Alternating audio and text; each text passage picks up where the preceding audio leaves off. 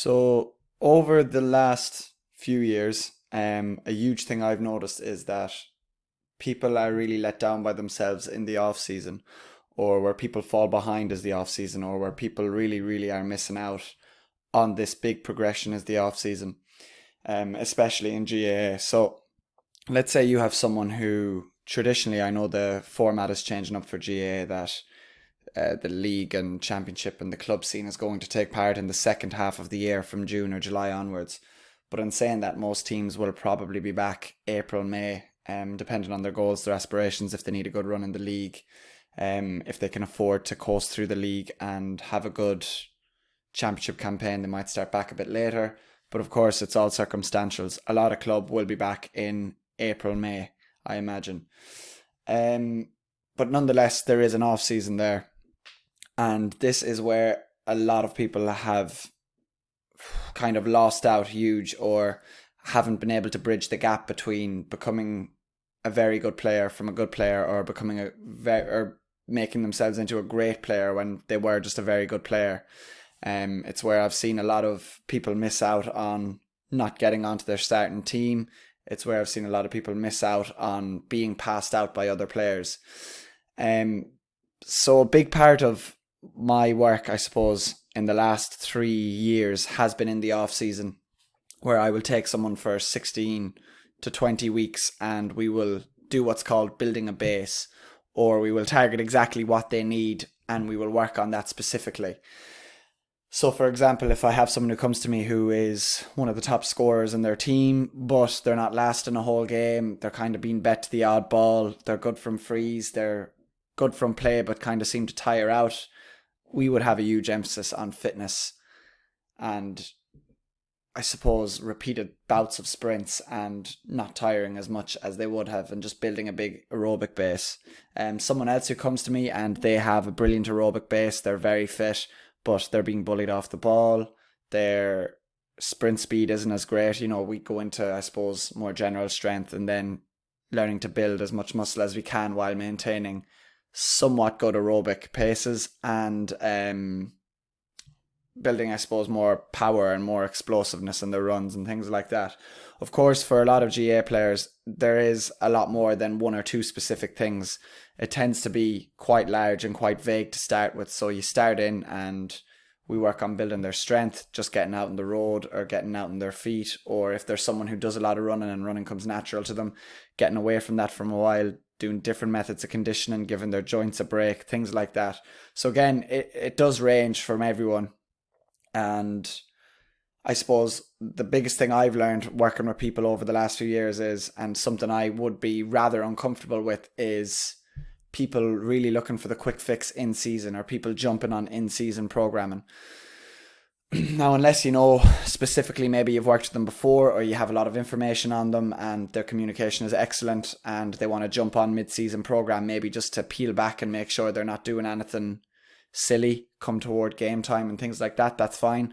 But a lot of people inquire about this kind of coaching when, they're on the bench and they're 4 weeks away from championship, or even 6 weeks away from championship, or even 8 in some cases, and you just can't bridge that gap in that much time. You can clean certain things up, but then again, there's that perception from the management and everything that you have to deal with too. So I find a huge thing that's lost out is your preseason. So what is the point in an off season? An off season obviously is to get a break from your sport, to come back fresh and to come back ready. But some people are coming back way too fresh and not ready at all. So people are coming back with a lower base than when they left. So when you come in, you have a certain base level of fitness to build on for the season. Of course, you're going to widen that base at the start of the season when you're in pre-season training, and you're going to be focusing on, I suppose, stereotypical early season club GA work is a lot of running. You're going to be focusing on getting fit. There'll be a bit of ball, there'll be lots of ball in some sessions, but the main priority is getting fit and building that aerobic fitness, building that ability to repeat sprints. So if you come in at a certain level and it really isn't good enough, and you are finding that you're really taking the first few weeks or first few months, more than likely first few months of training to get fit, you're losing out on the other aspects of the game. So if someone comes in beside you, they're already at a relative fitness. They were doing a bit in the off season. They're pretty confident with their running. They're confident with their ability to repeat sprints. They're confident with themselves that they've put a little bit of work in over the off season. Their base level is going to be up here. Yours is going to be down here. Now, what that means is for the football drills, they're not going to be exhausted or fatigued or making silly mistakes. They're going to be able to recover from the runs they were doing and perform in the drills and be able to work on the skills of the game. They won't need to put in as much to the runs as you will need to put in. So you're giving a lot of work to these runs. You're trying to get back, get fit. You're being outworked. You're being outran. People are beating you to the ball. And then what happens is your skill work suffers as a result, because those extra days you're thinking, God, if we're only training twice this week, I really need to get ahead of my fitness. I'm going to do a third day and I'm going to go running, or I'm going to get my aerobic fitness up. Other lads who have started or ladies who have started with a higher base than you, on that third day, they can recover. They can go and work on their skill. They can work on other weaknesses that are specific to the game, catching, jumping, kicking, things like that. They don't have to go and work on the basics that is running. So the off season is where people are really, really, really struggling and losing out. So when we talk about that base, it's important to have a wide base coming into the off season. So the wider the base is, the higher the peak. So if you think of it as a triangle, if you have a short base or a small base, the peak can be whatever height. The wider the base, the higher the peak. So you should be coming in generally strong. You should be coming in generally fit, generally fast. Obviously, you're not going to be coming in 100%. Go. Everything's great. You're maxing on everything. You're running your best times. You're match fit all of a sudden. You're not going to come in like that. But you should be coming in being comfortable doing all of those things. And you should be coming in at a point that when you go training, you don't have to worry about the runs. You don't have to worry about getting sick after training. You don't have to worry about how horrible the running's going to be. All you have to worry about is focusing on the skills of the game that you may be left behind for winter, or focus on the handling of the ball and things like that. Really simple things that are game specific and that will make you a better player. Because when you get to a certain level, the best 15 are going to play who are able, the 15 who play will be the 15 who, plus 2 or 3 others who are just on the cusp of missing out. They're the 15 to 18 to 20 lads who are going to be picked based on how their early games went, based on how their year's going, based on form, based on everything. So you want to give yourself the best advantage that you can focus as much on the game at hand rather than focusing on getting fit. So if you have a very good league campaign, you come in early, you come in fit, and you're playing well in the league, managers are going to look at your impact in the games in the league, and that's all they really have to go off. It's not about what you did a year or two in championship. If you're not able for the game this year, you shouldn't be playing. So you can miss out on a spot there by not being ready. Now, when we talk about being ready or an off season or a pre-season, people think it's this huge commitment, that you have to go to the gym 4 days a week, running 2 days, you rest 1 day, you're doing double days, things like this. You have to go on an extreme diet. It really isn't about that. It's about recovering from the season you just had. So obviously a few weeks, a bit of light training, nothing really too much. Get a break, get a mental break more than anything. But when you come back in, it's about building it again. So you don't need, in the off season, especially if you're not playing another sport, you don't need to be banging the gym 4 days a week to come in with a bigger base.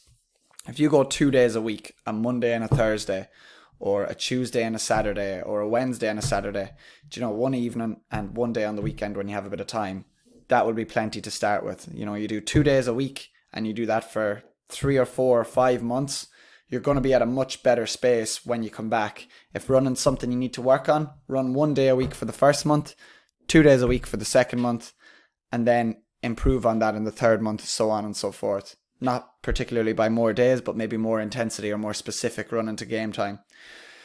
So I suppose the message I'm getting at is you don't have to have this huge push for the off season. I've seen it a few times. I've had people come on where I've said, what did your off season last year look like? And they said, well, I took 2 weeks break.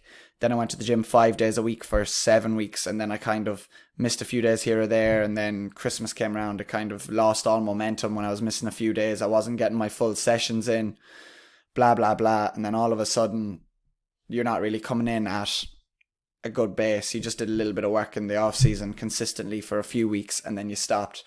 I would rather see 3 months of 2 gym sessions a day or 2 gym sessions a week than 3 months or 4 months of maybe you do 4 1 week, one the next week, none the next week, four the following week. Do you know, it's going to be inconsistent, hard to measure progress there.